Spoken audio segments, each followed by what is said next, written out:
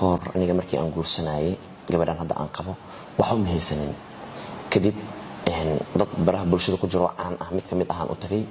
waxaan dhahay inaan guursadaan rabaa gabadhaasaan doonanooyaa qofkaas magaciisa ma sheegayay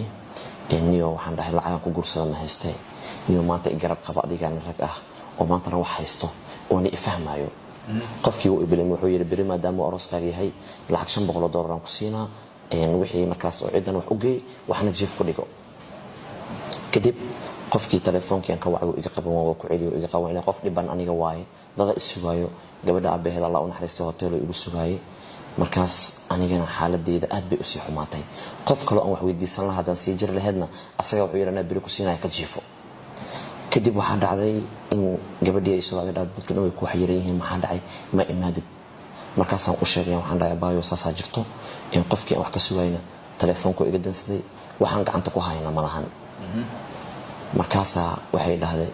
in hal saac amal jans si ay isu si madadaalana ku imaanaa way baxda bakaari aaday katiin dahab iyada ilahayd ay soo gaday katiinkii soo gaday lacagta soo bixisay ee keento xiraad lacagtan qaad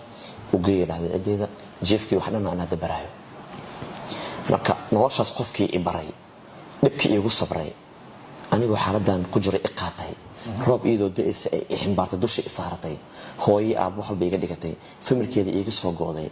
aabaheeda mas'uuliyadda dusha iga saaray oolad maanta 4 gaaraya kii 4 caloosha ay ku wado hooyadooda haddii aniga Evan darad video iga soo fartay xataa i dhahday adowgaaga jiro video ka soo fartay iska ilaali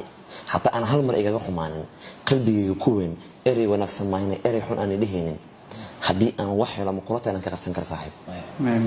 danta igu kaliftay inaan aabbo muujiyo inaan ahay iyada u soo baa inaan balwad ka hara iyada u soo baa inaan ficiga la shaqeysto iyada u soo baa